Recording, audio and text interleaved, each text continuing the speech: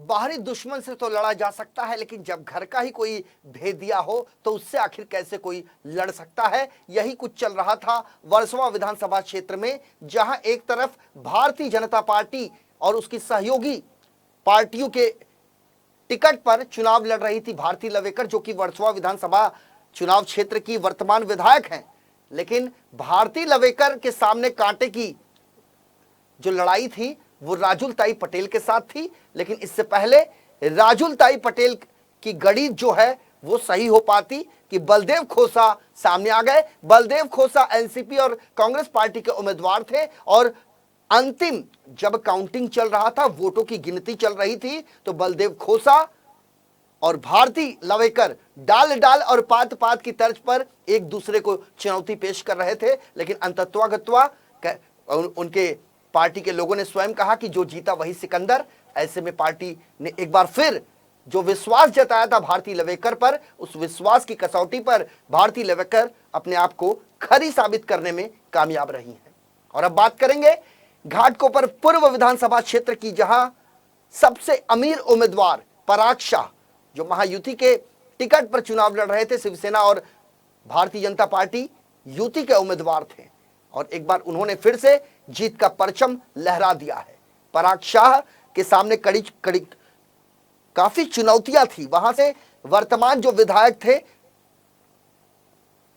प्रकाश मेहता, उन्हें टिकट नहीं मिला और यह टिकट दिया गया पराग शाह को, जिसके बाद अटकलों का बाजार इस बात को लेकर गर्म था कि यदि सिटिंग एमएलए को टिकट पार्टी ने नहीं दिया तो पार्टी को बड़ा नुकसान हो सकता है। लेकिन इन तमाम उहापोह की स्थिति पर विराम लगाते हुए पराग शाह ने जीत का परचम घाटकोपर पूर्व विधानसभा में लहरा दिया है। पराग शाह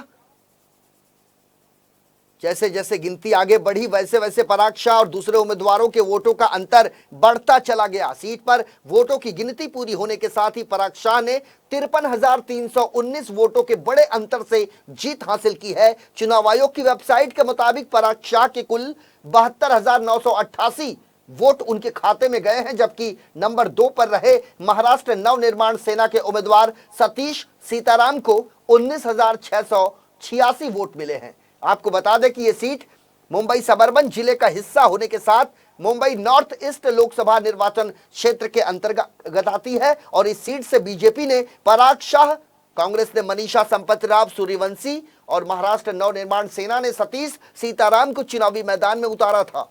कांग्रेस की मनीषा संपत को 15,731 वोट मिले। पिछले चुनाव में भी घाटकोपर पूर्व विधानसभा सीट पर बीजेपी का कब्जा रहा।